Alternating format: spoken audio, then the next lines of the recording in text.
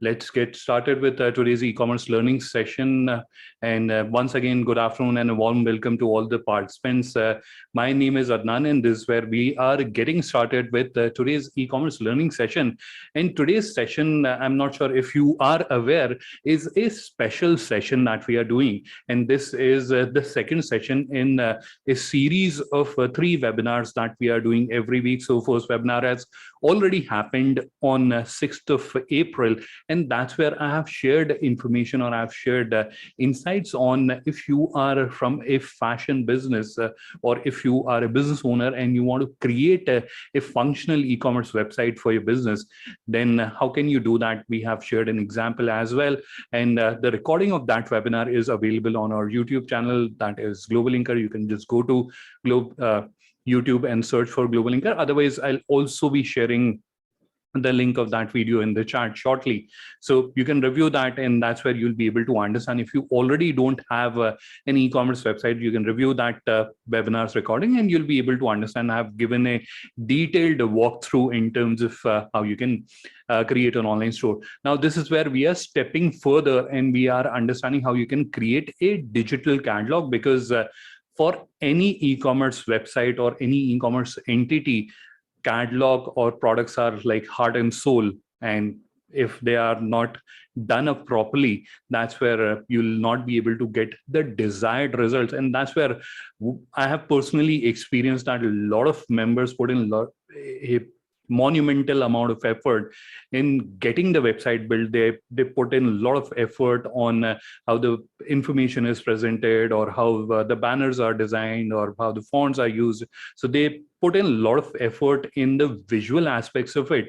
However, something which is core and critical gets overlooked, and that's your digital catalog, or that's your product catalog. And the objective of today's session is to give you tips and tools which you can use to create a fantastic product catalog that can help you sell digitally. So let's get started with today's webinar.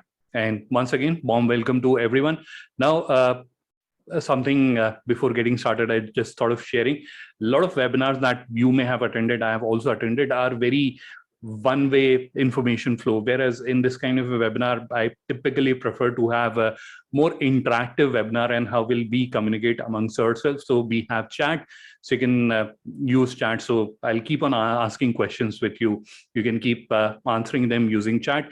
Now, at any given point of time, if you have a question, so don't just keep it in your mind that when we'll reach to the end of the webinar, that's where I'll ask the question. You may forget it. So that's where whenever the question clicks, just you are seeing a Q&A section on the Zoom interface, just add that question there, and I'll be more than happy to discuss that at the end of the webinar. We'll have a detailed section wherein we'll be answering, or I will be answering your questions. So let's get started with today's webinar, and we'll start with today's presentation. So first of all, let's quickly understand about myself. So let me move this here. So as you might be knowing, my name is Adnan. I am Director SME e-commerce growth at GlobalLinker. I have more than 1.5 decades of experience, and at GlobalLinker, I take care of GlobalLinker's e-commerce platform, Linker.store, and strategic initiatives in India and Philippines. In addition to that, I am an active public speaker, and I love to interact and engage with SMEs. I love to educate them, and that's where I keep on doing regular training sessions and webinars. And so far, I have done more than 300 training sessions and webinars, and trained more than 10,000 SMEs and business owners in India and Philippines. Quickly moving ahead and understanding what all topics we'll be discussing here in today's session. So we'll start with basically understanding what is a digital catalog. That's the first topic that we'll be discussing here today. After that, we'll discuss about the key components of a digital catalog. Then we'll discuss the best practices. That's where I'll share with you tips on how you can yourself very easily create a functional and transactional digital catalog, or a catalog that sells online. After that, we'll have a discussion about different tools and resources that you can use. And that's where I'll share different tools that I personally use and that you can also use. And most of those tools are free, so you'll be able to use them very easily. Lastly, we'll have the question answer round in the fifth section. So let's get started. We have a lot of distance to cover. So let's get started. We'll start with the first topic that we have. What is a digital catalog? So a digital catalog is basically a website or a computer file that provides information about a person's work or your product catalog, which can be easily accessed by a prospective customer. So it is basically your product's presentation. Now, that can be a computer file as well. However, from the e-commerce perspective or from the selling's perspective, just having it on your device does not serve the purpose. You need to have it in a space or it in a ecosystem where it is easily accessible by anyone who's interested to do a business with you. That's where it becomes important that that file is accessible. Now, there are now digital catalog consists of the following. So graphic images, so these are typically your product images or illustration of the product, then text, which comprises of the product title, product description, additional information, which is more information about the product, or a long description, which is also referred as. Now here, a question that gets frequently asked with respect to the digital catalog is that, are the product images in your smartphone? A lot of people do this practice, or what they do is they take images or they click pictures of the product using their smartphone. Are they your digital catalog? No, they are not your digital catalog. Second is a lot of businesses create PDF files, brochures, or they create a presentation and convert that into a PDF file. Is that a product catalog or a digital catalog? Not exactly. And why so? Because the second criteria you see with respect to a digital catalog in the modern or in the new normal space is that accessibility. You may have a fantastic, beautiful, stunning looking presentation about your products, or you may have a professionally designed brochure, but it is lying in your device, it is lying in your smartphone or in your laptop. And that's where it is not accessible. So it is not attracting customers to you, or it can be reviewed by people who are not in touch with you. So this is where your business is not working while you are sleeping. Whereas if your catalog is digital, if it is online, that's where it will work even when you'll be sleeping and you'll not be working on it. So that's a critical aspect which is missing. And that's where if you look at the digital catalog from a layman's or a common person's understanding, it will be an e-commerce website where you have your product presentation so that people can see your product, they can understand about your product, and if they're interested, they can buy, or they can send you an inquiry that we are interested to buy your product. So that's a digital catalog in a simple terms. Let's move to the next point. Why is having a good digital catalog important? Now, this is quite obvious, but let's understand, or let's get into a little nitty-gritty of it. So why do you have to have a digital catalog? Now, when we were young, and it happens even today, that is whenever we are, let me just move it down. Yeah. So you'll also agree that whenever we are wanting to buy, and traditionally in my childhood days, there used to be one uncle who will have a store, and whenever we wanted to buy any electronic appliances, we'll go there because he is so good with his information. He'll understand our requirement, and then he'll explain the product so much in detail that you'll buy it from you. Or it can be a sales representative in one of those stores, or you go to a store to buy garments or your fashion products, and because the person is very polite, and again he understands your requirement, and then he presents the desired product. So that's where, because you are getting the required information that you want to make that purchase decision, that's where you are going over and over again, or you are going again and again to that particular business. And that's the fundamental reason. Now here, the challenge in the digital ecosystem is that you yourself and or your salesperson is not present in front of the customer. It is the product that is doing the selling. So that's where if you don't have a good digital catalog, you'll not have good sales. Or in a positive sense, a good digital catalog is equal to good online sales. So that's where it is critical, just understanding the fundamental that your product is selling itself. So you'll have to give it everything that makes it capable of converting a customer.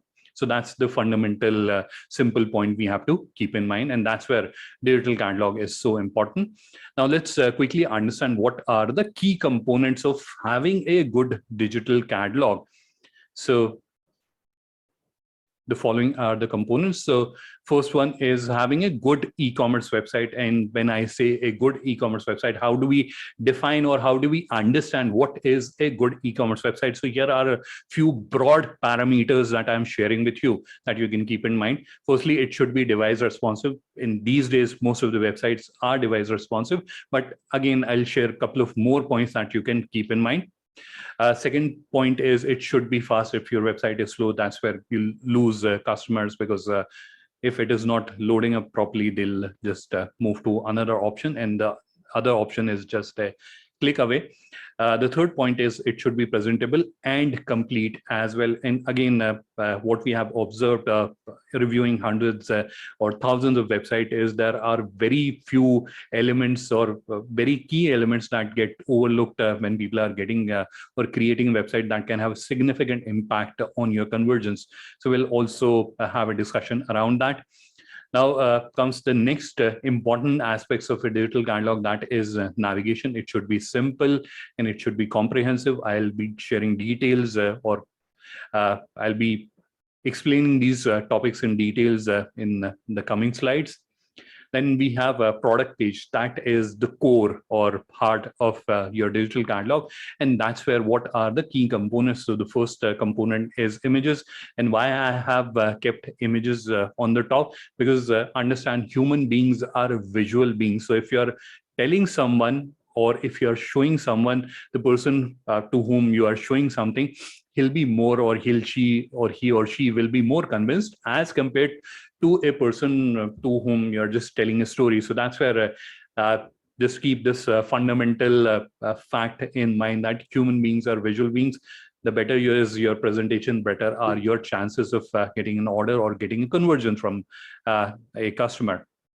Next is the product title. Then we have summary or short description of that product. Then we have additional information or long description of the product. Then we have returns and cancellation and exchange detail. This is where I can guess or I can imagine that a lot of people will be getting confused. Product detail page, return, exchange, and cancellation, right? It is looking unusual, but I'll explain that in detail. Size chart in fashion industry, this is critical. You should add that. And lastly, the most important point, which is your metadata, meta title, keyword, and description. How can you add that, and what are the best practices? Again, I'll be sharing that.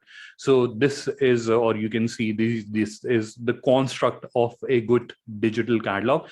And I'll be now taking you through each of the point and sharing best practices, etc., with respect to each of these points. So let's get started.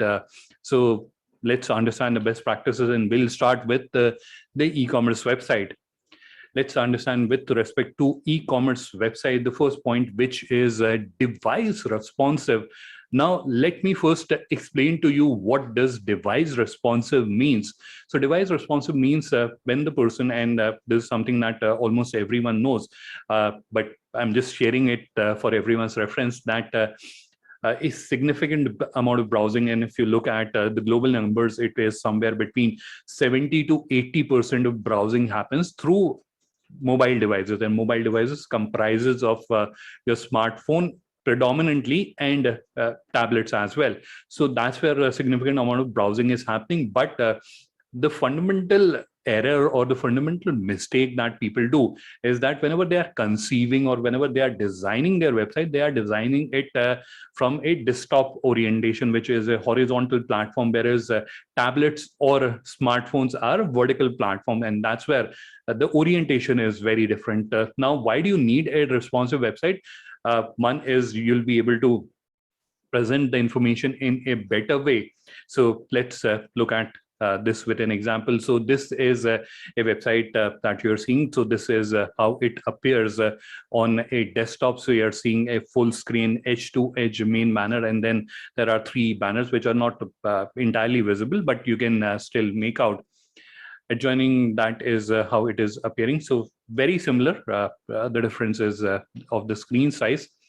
Now on the tablet, if you're looking at, so the main banner has also resized. This is a different banner, and the grid which you are seeing here in your desktop and laptop, which is 3 small banners just underneath the main banner, it is resized to 2 banner grid. So instead of 3 in 1 row, it is now 2. Let's look at the mobile. So on the mobile, you can see it is just 1 banner. So the grid is resizing dynamically, and that's where the information is getting presented in a way. So even if the person is looking at the information on a mobile device where the screen is reasonably smaller, the information is presented in a way that the person can easily review that information. However, these days, just having a device responsive website is not sufficient. What else is needed? You need a provision where you can add mobile or smaller screen device related images or visuals. So what does that mean? So for example, you have this website, the particular website that we are looking at. Now here, if you compare the distance between the model and the text which is here, let me just activate the pointer so that I can show it to you what I am referring. So here, just look at the distance which is here between the model image and the text that is appearing. Now here, look at the model image and the text. So it is how closer it is. So that's where what you can do is you can create, or you'll be able to upload custom banners or custom images with respect to these devices. It will give you 2 advantages. One is you'll have a better load speed, and on a mobile, load speeds is a critical aspect. So you'll have a better load speed because you'll be uploading a smaller size image as compared to just resizing a large desktop image. The second advantage that you get, and which is very important these days, is that you have a banner which is custom designed for a vertical interface as compared to just resizing a horizontal banner. So on a desktop, you have a horizontal banner, and in a typical device responsive or a classic device responsive interface, what happens is the same banner is resized and displayed on a mobile device, whereas because it is designed for a vertical interface, so the font starts looking very small, or some portion of the banner gets cut, and that's where the information or the visuals are not very pleasing. Whereas if you are uploading a banner which is custom designed, keeping a mobile screen into perspective, that's where it will look stunning, and that's where your probability of impressing your customers and getting orders from them increases exponentially. So that's where having a device responsive website with an option to upload creatives specific to mobiles and tablets is very important. All right, let's move on to the next best practice that's again related to the e-commerce website, and this is where your website should be fast, and this is where a lot of people will come, or a lot of people will give you different tools which are available. Few are available from Google as well, but a thumb rule that you can keep in mind to determine, because a lot of time website load speed is also dependent on the internet connection that you're using. So if you have a slower connection, that's where it gets affected. Or if your local DNS server is slow, or the server that you're using for hosting your website is slower. So that's where, again, there are many aspects that affect your website. Or you have used too many images on your home page, and that's where it is taking time to load. Or you have added too many products to your homepage components, so that's where again the load speed will get affected. So the thumb rule here to keep in mind is that it should be, if your website is loading in less than 2 seconds, that's where it is good enough. Now, in case you see that your website is taking more than 2 seconds. So let's try to do a couple of things or a couple of fixes that you can do. First is try it on different connections. So you can check it on mobile data, on a broadband, and then at different time intervals, and see what is the kind of response that you're getting. Then there are tools like Google has a tool called Page Speed that you can utilize, and that's where it will also give you insights into the specific issues which are there that you can optimize. And one of very simple fixes that you can do is to look at the banner sizes which are there on your homepage, or what kind of images that you're using on your website. And that's where just compressing those images a lot of time solves the problem of load speed, and that's where you'll be able to optimize the load speed. So that's something that you can do. I can see any member has raised your hand. So at the moment, I'll not be able to unmute you, but what you can do is you can add your question in the Q&A, and I'll answer your question at the end of the session, and I'll also see if I can unmute you, and that's where we can have a one-on-one conversation as well. But at this moment, I'll request if you can add your question in the Q&A section. All right, so let's move to the next point that we have, and this is again related to the website, and that is presentability and completeness. Now, how do you determine a presentability of the website? So that's where I'll again give you a couple of a framework that you can use. So first is it should have the logo, it should have the social media logo, and it should have your favicon also uploaded. So on your website, these are the three elements that you should upload in case you are wondering what is a social media logo. So a lot of time what happens, businesses have a rectangular logo or a landscape logo, and that's where it does not appear properly when the link of that website is getting shared on social platform. And how can you check that? Just copy a URL of your website or a product detail page and send it to your friend using WhatsApp or Facebook or Instagram, and that's where you will see whether the logo is appearing properly. If it is not appearing properly, that's where you can use the social media logo, and that's where you have to upload a 200 pixel by 200 pixel logo. That will solve the problem. So coming back to the framework that I was sharing with you. So first is you should have a logo on your website. Second is you should have banners uploaded on your website.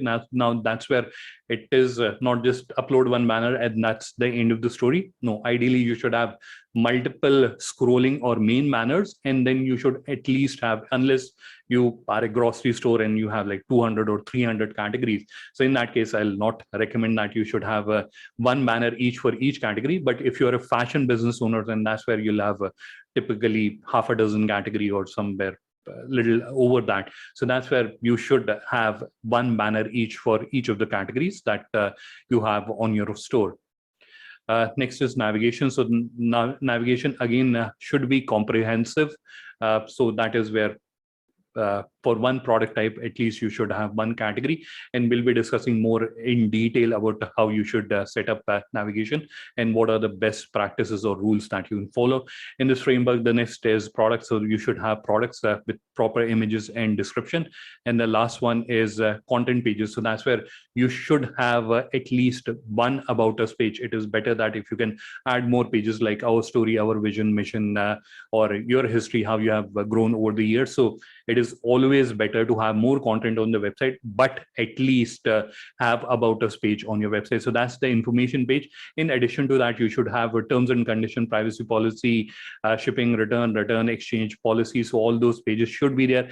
They are required by the law. So if you don't want to get into trouble, but in addition, a lot of time when a customer is shopping, they would want to have a look at these pages, especially shipping and return related policies, so that they can understand what kind of policies do you have on your online store. So this is a framework that you can follow to evaluate your website is presentable or complete. Now, with respect to presentability, it is something which varies from person to person. It is a personal choice. So that's where you can take a decision. But with respect to completeness, you have this framework which you can utilize to evaluate and do the tick marks and understand what all you need to do to complete your website.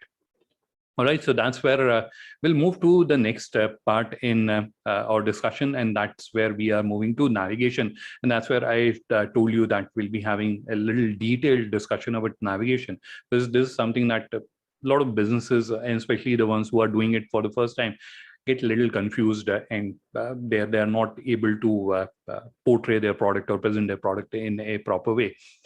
So first, it should be simple. So don't use too complicated word, and especially if you are someone from a technical product. So that's where try to use the terms which are used by your customer. How can you find those terms? So that's where you can use one of the tools which is provided by Google. It is called Google Keyword Planner. It is part of Google Ads account. So if you have a Gmail ID, you'll be able to easily create a Google Ads account, and that's where you'll be able to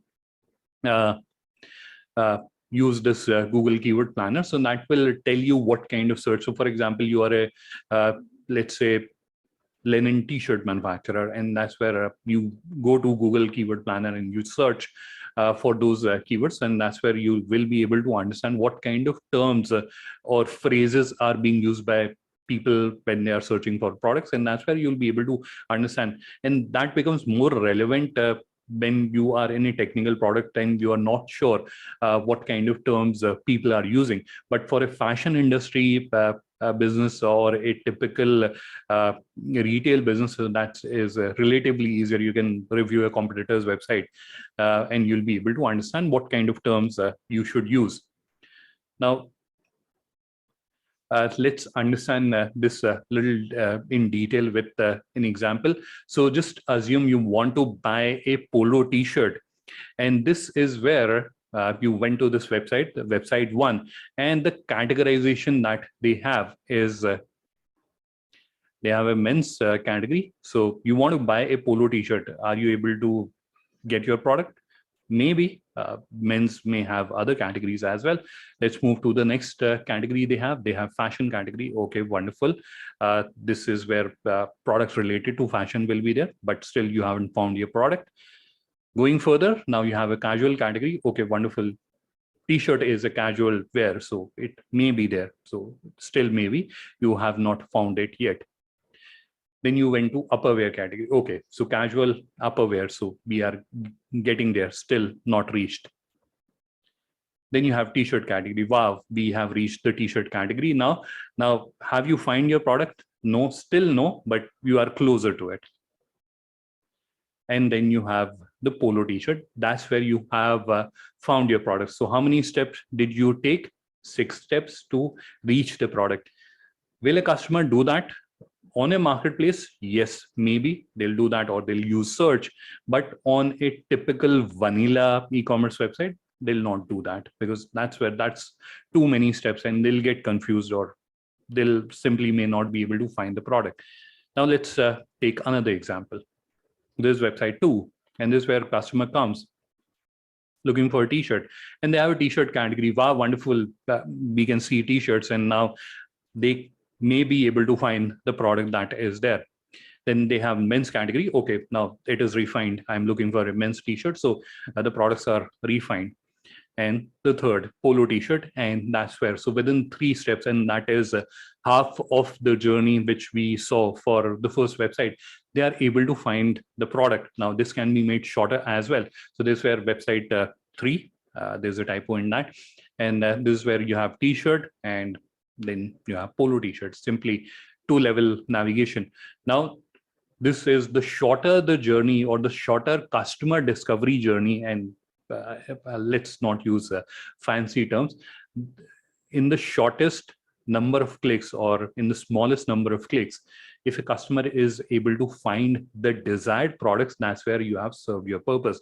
So that's where whenever you're thinking or conceiving of a navigation, try to keep it as flat as possible. So it is not, I'm not saying that you should not have a taller navigation, but that's where your steps, or the customer's steps to find the product, increases, and that increases the probability of not getting the order, or customer not being able to find the desired product, or the product that they are wanting to buy. So that's where it is better to have a flatter or less tall category navigation.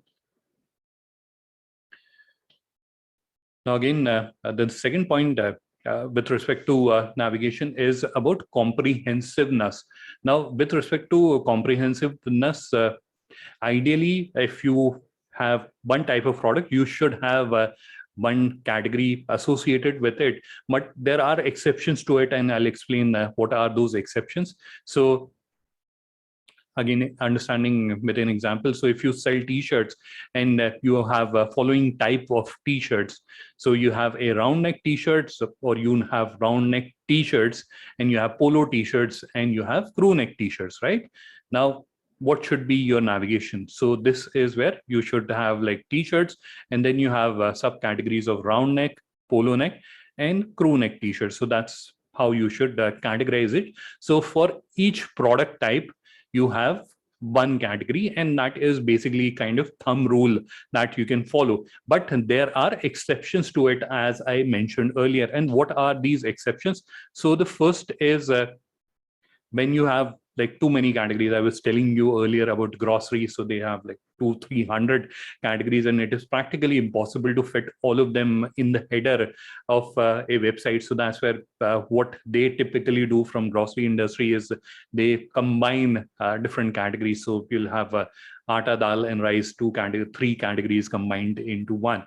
So if you are not able to fill the entire header, or you have too many categories and they are not filling in the entire header, that's where you can combine those categories, or that's where you can combine a couple of categories, and you can do an exception to this.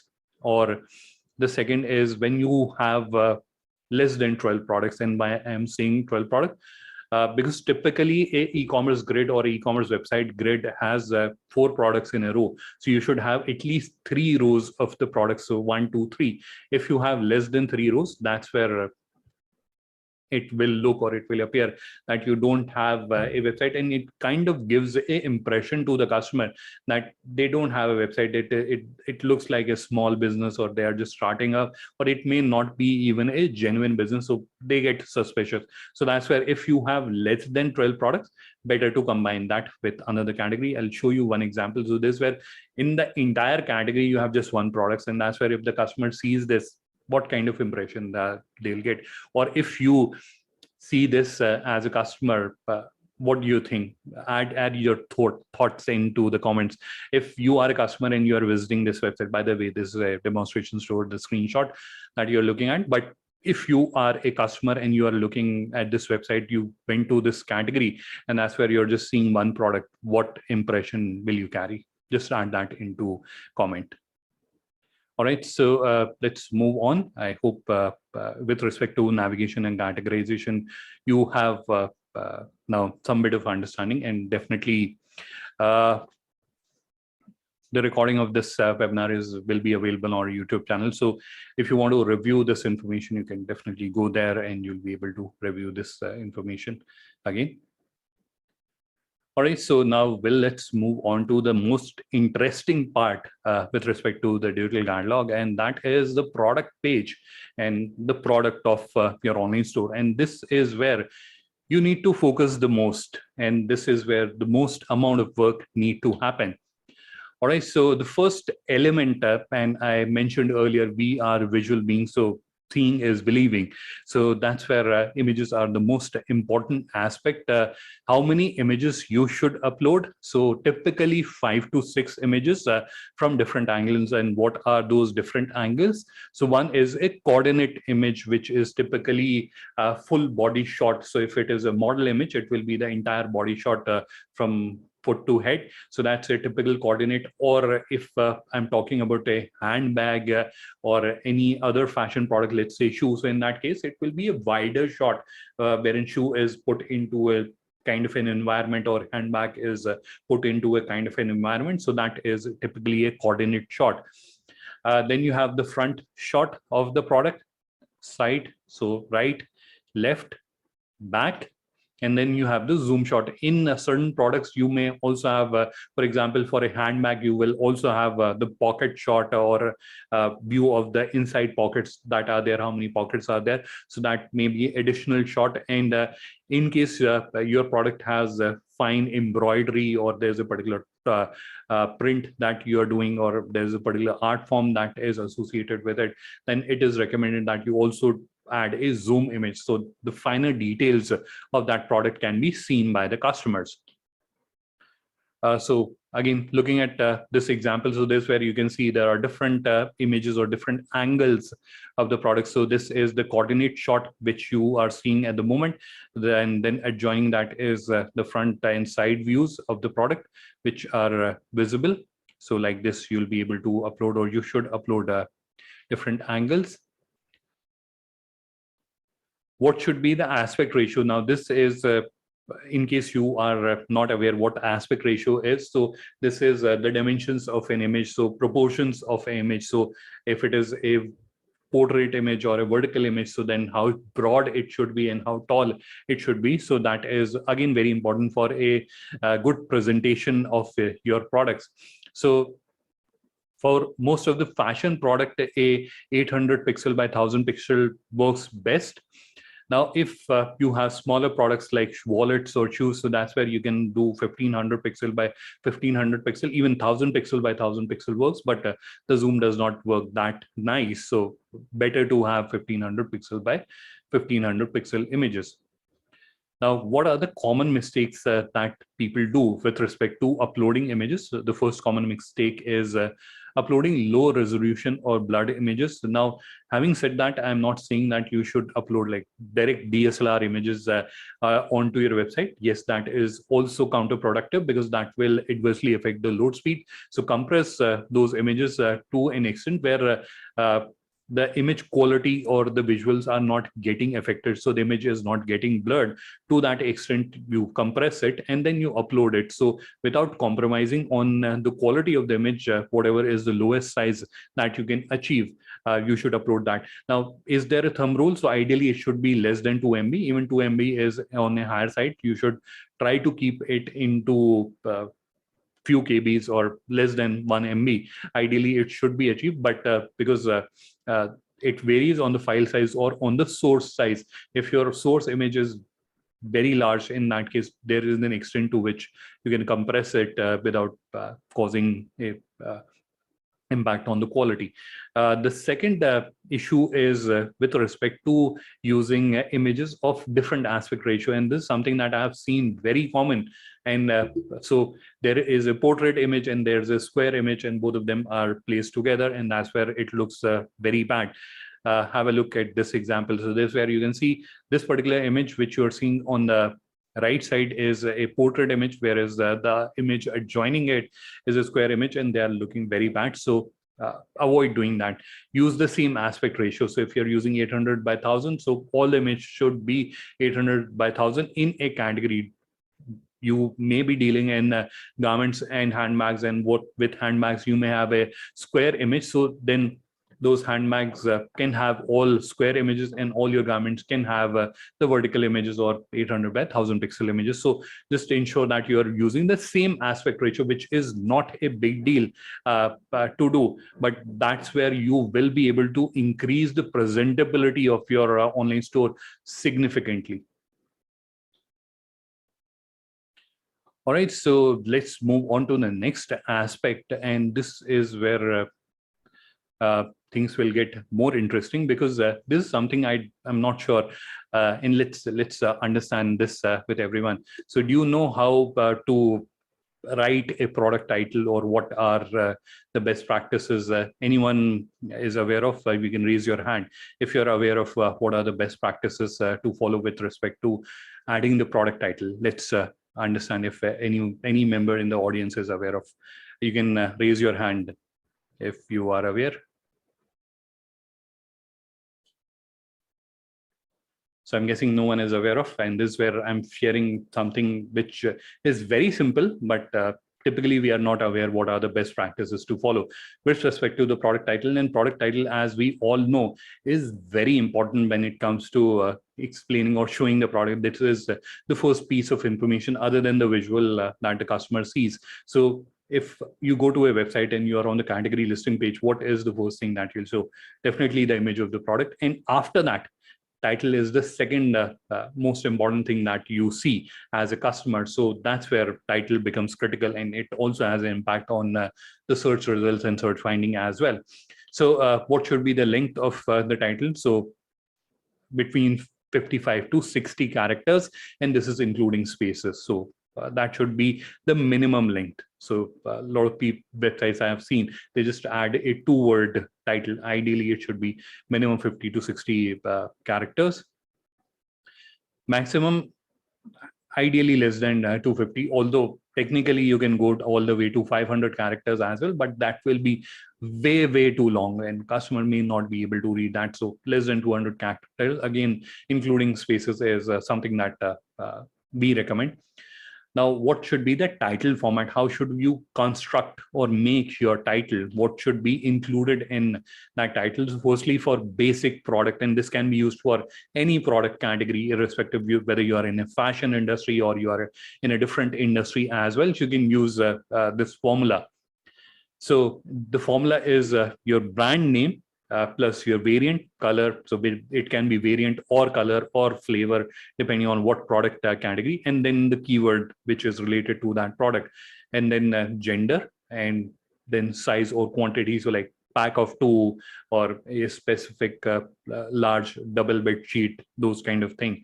So those can be added. Let's understand a few examples. So Nike black running shoes men's, that's a shoes example. Ever ready type A battery pack of 10. That's another example which is generated using the same formula that I'm sharing with you. Now let's understand a formula from the fashion industry perspective. So that's where you have the brand name, and then you have features or attributes of the product. So whether it is a linen t-shirt or a merchandised cotton t-shirt, so you can add those, and then the product type, whether it is shirt, t-shirt, shoes, handbag, etc., and then gender of the customer. Example, Biba 100% cotton black full sleeve kurta women's. Example for jewelry, and this where because jewelry has other elements, so that's where your brand, gender, features, product name, product type, carat, all that comes into play. And this where you have this example of a jewelry, which is a bracelet 18 karat white gold. So that's how you'll be able to construct the product titles, and these are the guidelines that you can follow when you are creating the product title. Because a lot of time what we do is whatever comes to our mind, we name the product, and this is where you can do it more systematically by using these formulas. All right, let's move on to now understand what are the issues or mistakes that people do with respect to creating the product title. So too short is something that I've observed is very common.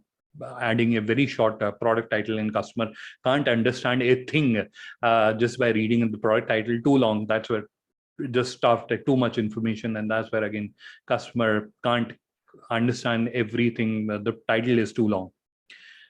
Using all caps, this is where something which is taught in management schools as well, that all caps is something which is difficult to read, but still people do that. So avoid adding all caps.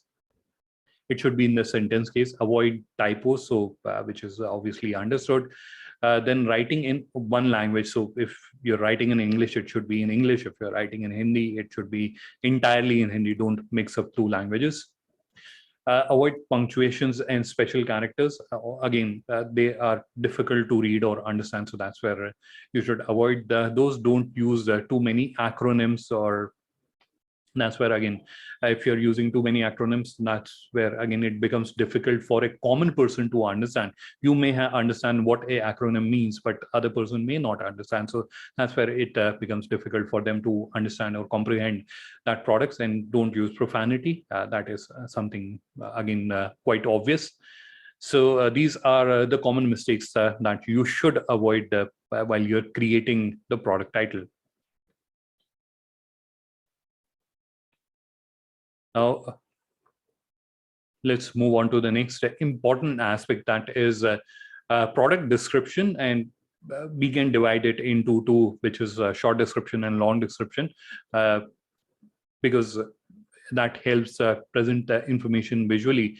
But let's understand more from a description perspective what all should be there. So the thumb rule or the formula is paragraphs about the pros or benefits of the product plus bullet points about the piece, about the specification or product features is equal to an engaging product description. And that's what you want to do. You want to engage your customer, and that's how you will be able to do that.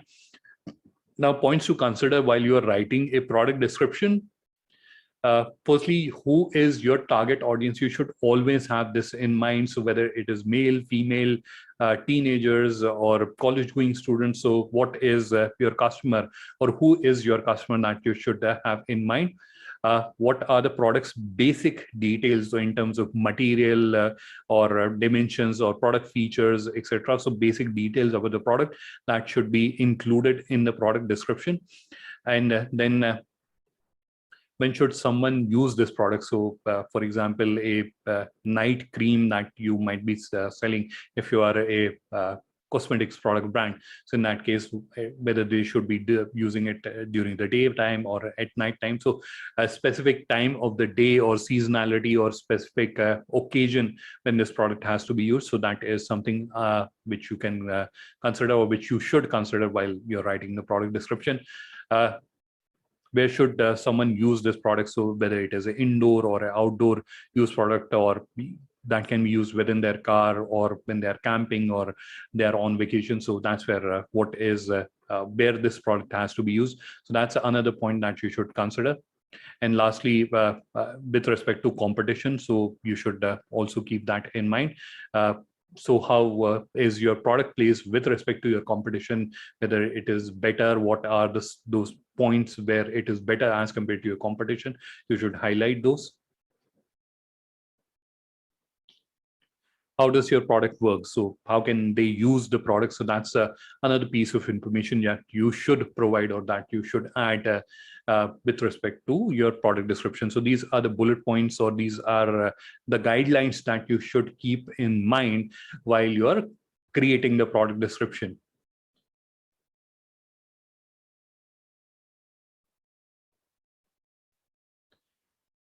Now let's understand about the long description. So this is part of the description. It is a short description is displayed along with the product information, and additional information, which is also called long information, is typically displayed in a compressed or in a collapsed form, and customer can review it, because the objective of short description is to engage or attract the attention of the customer, and additional information or the longer description is used to give them more details where they are engaged and where they are interested to buy that product.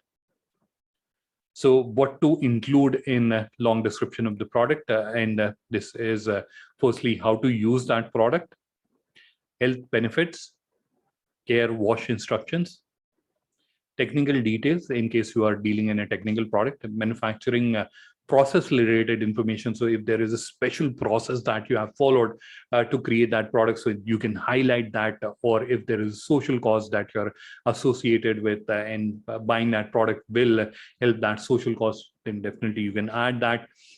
Next is return, cancellation, and exchange policy. You should include that, and why should you include it? I'll explain that in the coming slide. Then you have a delivery timeline. So how you'll be delivering the product and how much time it will get delivered. You should add all that.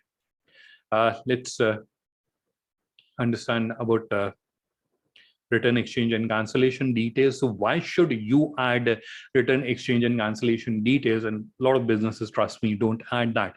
It is very important to add these details because it helps the customer in making the purchase decision, because everyone who's ordering online would want to know in how much time I can return the product. That's the basic everyone wants to know. And that's where if you don't have this information, they'll have to go to the return page, or many of them don't even know how to find a return cancellation page. And that's where they may not buy the product from you, and you'd not want to do that. So that's where it is important that you provide this information in the product detail page itself. So while as a customer, when you are looking at the product, you also have the required information right there in front of your face, and you can make the purchase decision. So that makes the purchase decision easy, giving clarity to customer. So that's where it is not, customer is not confused. They're giving confidence to the customer. Okay, they also feel good about your business because look how professional they are. They have clearly mentioned about their return, exchange, cancellation policies on the product itself in them. I don't. So they are not hiding anything. That's where the customer gets more confident with respect to buying product from you. Avoid unnecessary confusion, so people don't assume when you are presented the information correctly and properly in front of them. Then moving on to the next item, which is size chart. And needless to mention, if you are a fashion product seller, that's where this is something important that you should share with your customers. But why is it important to have a size chart? So better purchase decision making. Again, you're a customer, you are buying a product, and you're buying it virtually, so you can't practically test out the product, right? So in a physical store, you can go and you can go to the trial room and you can try out the product, but on a virtual e-commerce buying, you can't do that. So that's where you need size chart to understand and make that purchase decision.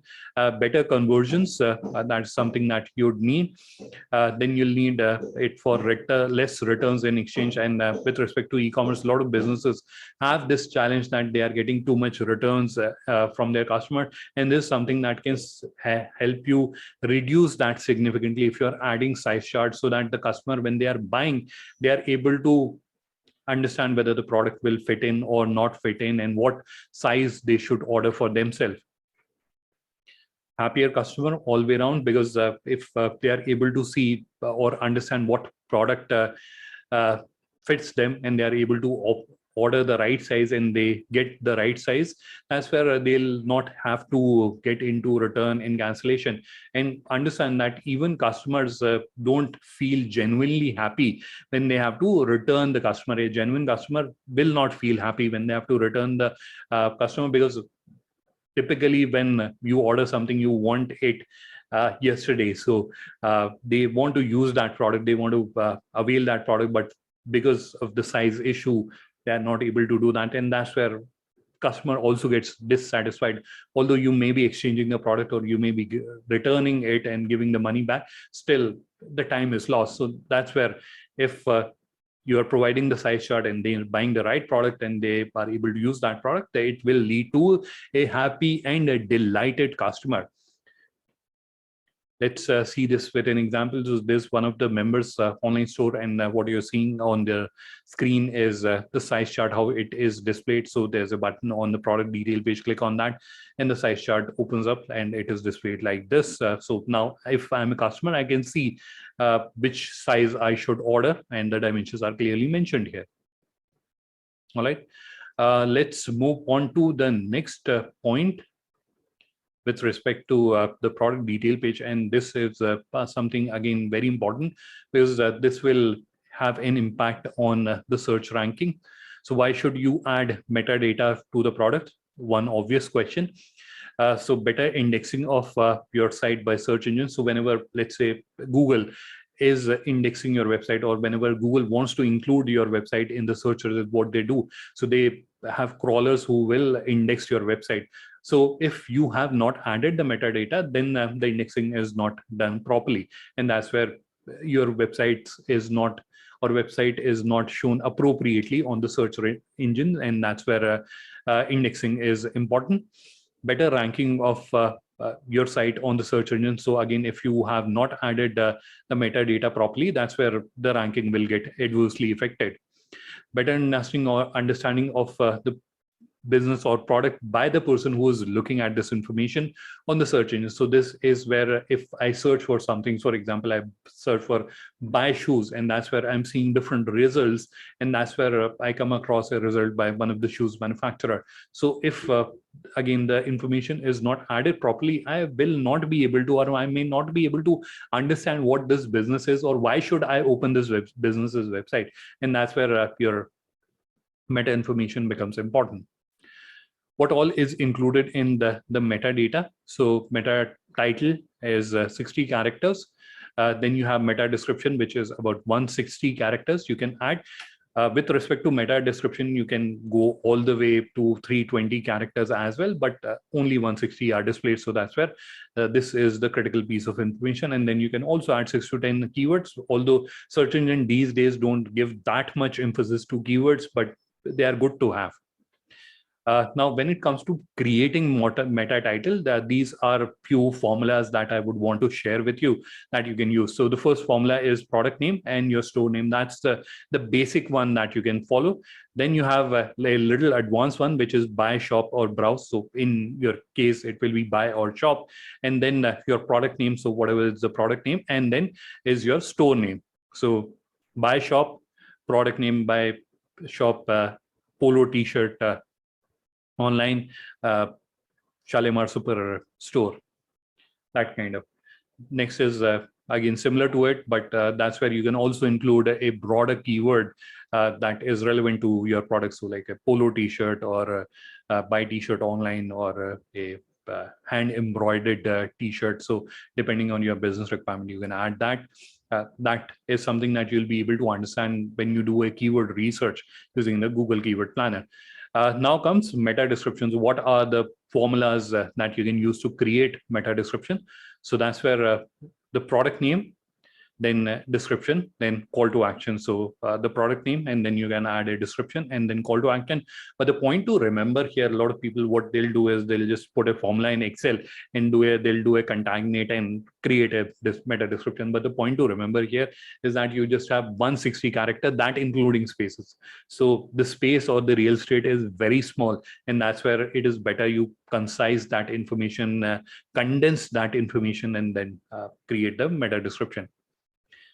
Next formula that you can use is that's where you move call to action forward. So buy shoes online or buy t-shirt online, like that. So that's a call to action, then the product name, and then the product description. So depending on your requirement, and something with respect to metadata that you have to keep in mind is that it is a dynamic piece of information. So what does that mean? So product information, let's say product title or description, you are creating it one time, and that will predominantly remain the same throughout the product life cycle.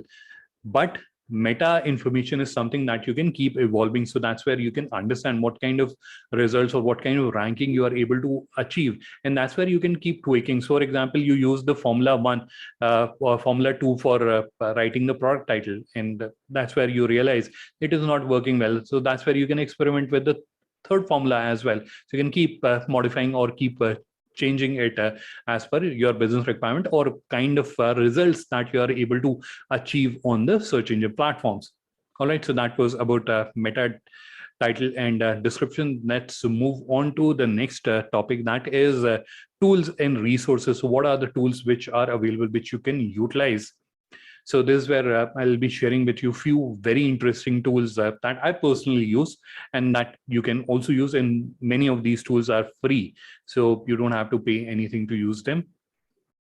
First, for keyword research, the best tool is Google Keyword Planner, and this is the URL that you can use to access this website. It is part of Google Ads account, and you'll be able to use that. Then content writing. So we discussed a lot about writing the title, writing the description. So what are the tools which are available? And considering most of us, including myself, we are not professional content writers. So how can we write better? And what are the tools that can help us do that better?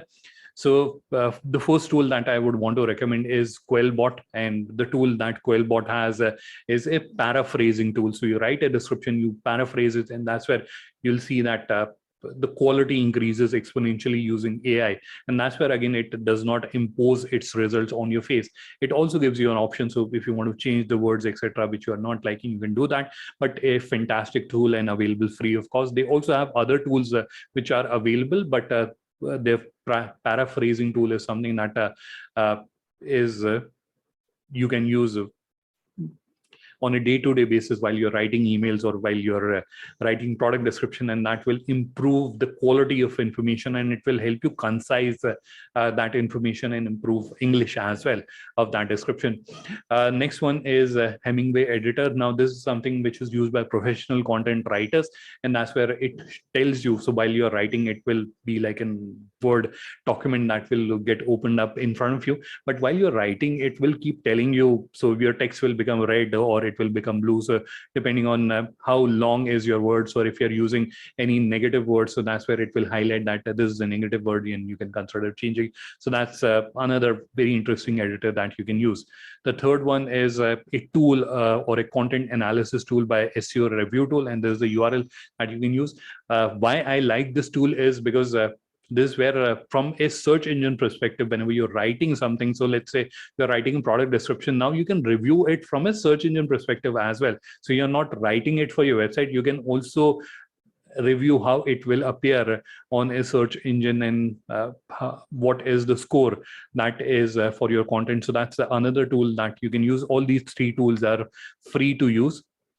The fourth one is a AI content creator, which is called Writer. There's another tool called Jarvis, but that is very expensive. Writer is also paid, but they give you 500 characters that you can use one time as a trial, and then you can upgrade to a paid account. But this is where you have to just give bullet points about the product, and it generates that description on its own. So that's if very useful tool and a fairly powerful one as well when it comes to content writing or creating a product description using a AI tool. Then you have image editing, and we are visual beings, so that's where image is an important part. Now, what are the free tools that you can use? The first one is Photopea, which is a Chrome app. So it is part of Chrome browser, which you can also download on your device, and you will be able to do a lot of editing using this tool. It is a very light tool which can be used even on computers that are not very powerful, and you'll be able to edit even PSD files or Corel Draw files using this kind of capability.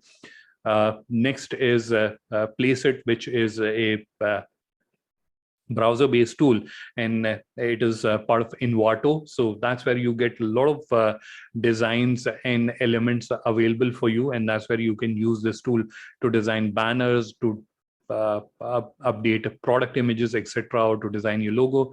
So that's another tool that you can use. Then you have Canva, which is very popular, and again, it can be used to design your social media posts, your website banner, your website's logo, reorient or edit product images. So all that is possible. The last tool that I would want to share with you is GIMP, which is a open source photo editor. So it is very similar to Photoshop, but it is an open tool, and it does almost everything that Photoshop does. So that's another tool that you can utilize, but you'll have to learn how to use that. So these are the tools and resources I wanted to share with you, which any one of you can utilize, and you'll be able to write better product description, or you'll be able to create better digital catalog for your business. So that's where we'll conclude today's session. But before we conclude today's session, let's have a question answer round. What you'll be seeing on your screen is are my contact details. So if you want to connect, you can take a screenshot of the screen, or on the left side, you're seeing a QR code. So you can scan this QR code, and my contact details will directly get added to your phone. So that's where we'll conclude today's session. Once again, thank you everyone for taking out time in participating in this session. And before we conclude this session, we'll be having one more webinar in these series of webinars that we are doing related to fashion industry, and that is on 20 April, again 4 p.m. So I look forward to connecting with you in that webinar as well. Once again, thank you and have a wonderful evening ahead. Bye-bye.